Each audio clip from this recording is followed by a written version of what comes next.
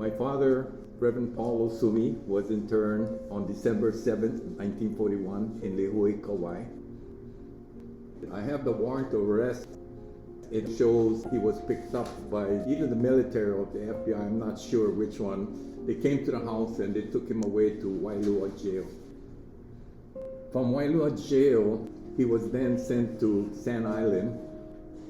And from Sand Island, he was then shipped to Lordsburg, New Mexico, which is a prisoner of war camp there. He was able to get paroled from Lordsburg through a minister there that wanted my father to come and help with the Christian church.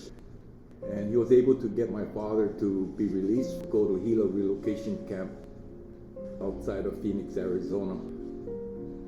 He then served as a Christian minister at that relocation camp until the end of the war. I was born 2 months before December 7th, so my mother had a challenge in front of her because she had a baby that was only 2 months and a son that was about 4 years old. I don't recall very much because all during this period of the internment, I was too young to remember a lot of the things that went on. Most people remember my father is that he used to write an article in the Honolulu Advertiser for 35 years, 6 days a week. These articles were very small articles that talked about how people should live their lives.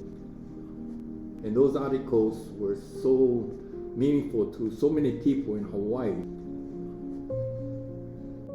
All during my life growing up, he was just a father to me. He supported me, he talked to me and scolded me when I was naughty or did things wrong, or praised me when I did things well or good. I had very little knowledge of my father's experience with his internment, and he never talked about his past. When I started to read and researching his life, that I started to realize he was a person that had so much influence and so much wisdom in how people should live. I wish I had learned all of these things when I was younger. I wish I could have talked to him and learned about his history, because I think I could have used a lot of his wisdom.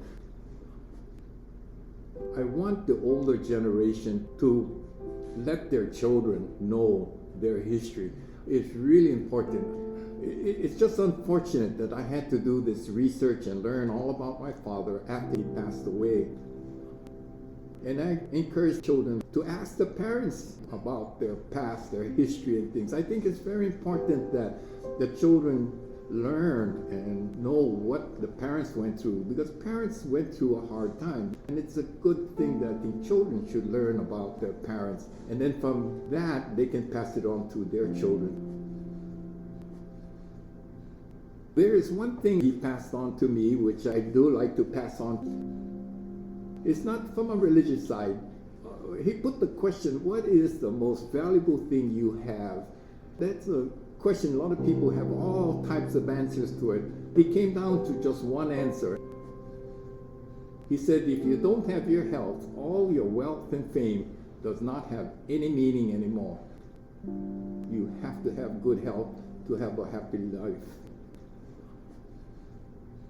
My father, he never knew why he was interned. He wrote to the government even and asked him, what did I do wrong? And the government never responded. In one of his sermons, he said, going through all of that hardship and disgrace and not getting answers, all that illness and everything that he went through, he understood suffering.